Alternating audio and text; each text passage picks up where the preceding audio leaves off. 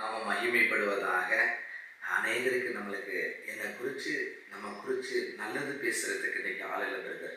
வெறும் கெடுதல் பேசுறதுக்கும் குற்றப்படுத்துகிறதுக்கும் குறைவுபடுத்துகிறதற்கும் அநேக ஜனங்கள் உண்டு என்று சொல்லுகிறவர்கள் மத்தியிலே ஆண்டவர் இன்றைக்கு, ஆண்டவரே கத்தாவே என்னை குறித்து நல்லது பேசுறதுக்கு யாருமே இல்லை, நான் என்ன செய்யறதுன்னு சொல்லி யோசிச்சு இன்னைக்கு உட்கார்ந்துருக்கும் பொழுது ஆண்டவர் ஒரு வார்த்தை வேதம் சொல்லுகிறது, ஆபேலின் ரத்தம் பேசினதை பார்க்கில் இயேசு கிறிஸ்துவின் ரத்தம் உங்களையும் என்னையும் குறித்து நன்மையை பேசும் என்று ஆண்டவர் இடைபெறுகிறார்.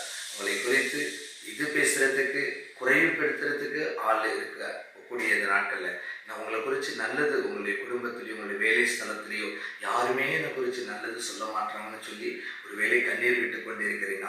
இந்த ஆண்டவர் உங்களை பார்த்து சொல்றாரு, உங்களை குறித்து நல்லதை பேசுவதற்கு, உன்னை குறித்து நன்மையை சொல்வதற்கு நான் இருக்கிறேன் அப்படின்னு இயேசு உங்களோடு கூட பேசுகிறார். ஏன்னா ஒரு மனிதனுடைய ஆபேல் நீதிமான வேதம் சொல்கிறது, அவனுடைய ரத்தம் கூட போகும் பொழுது ஆண்டவரை பழி வாங்க மாட்டீங்களோங்கிற ஒரு பெரிய ஏக்கத்தோட போனுச்சு. ஆனா இந்த இயேசு கிறிஸ்து உங்களுக்காகியும் எனக்காகியும் கடைசி சொட்டு ரத்தம் சிந்தி உங்களுக்காகவும் எனக்காகவும் மீட்டெடுத்த தேவன் சொல்லுகிறார்.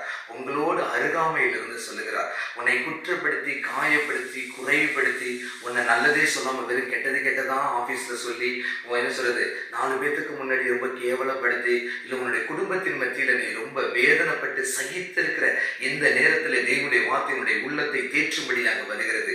அந்த ரத்தத்தை காட்டிலும், ஆபேலின் ரத்தத்தை காட்டிலும் இந்த இயேசுவின் ரத்தம் உங்களையும் என்னையும் குறித்து நன்மையை பேசும். உங்களை குறித்து ஒருத்தவங்க நல்லவங்க பேசுறதுக்கு நல்லது பேசுறதுக்கு இருக்காங்க.